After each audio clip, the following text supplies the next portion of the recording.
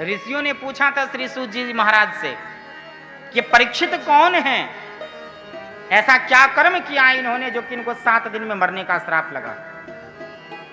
तो परीक्षित के जन्म प्रसंग को सुनाने के लिए महाभारत के प्रसंग को थोड़ा सा निकाल करके लाए हैं।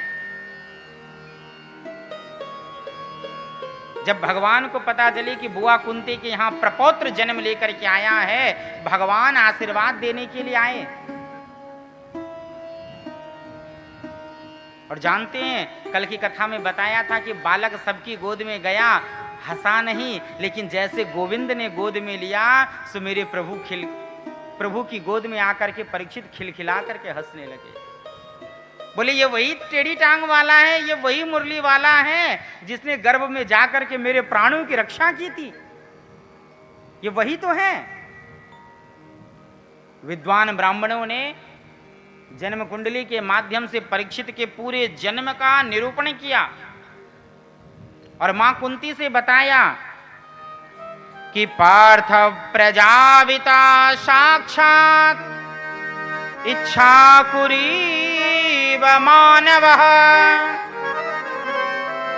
मां कुंती से कहा कि ये बालक जो होगा ना, ये इच्छाकुल के समान मानव धर्म का पालन करने वाला होगा और दशरथ नंदन श्री राम के समान ब्राह्मण भक्त होगा और इस दाता शरण्यश्च,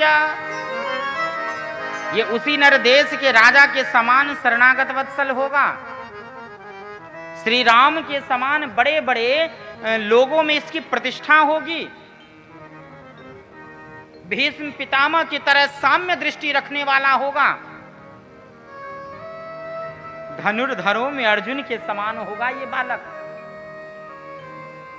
पराक्रम में भीम के समान होगा ये बालक।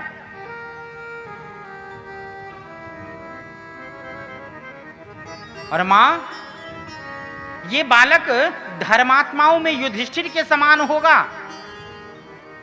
लेकिन मां एक बात है, किसी संत का अपराध करने की वजह से इस बालक को 7 दिन में मरने का श्राप भी लगेगा।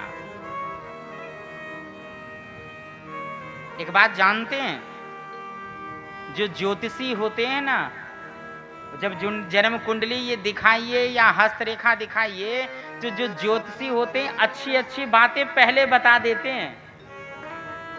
क्यों बताते हैं? क्योंकि दक्षिणा देने का संकल्प बढ़ता रहे।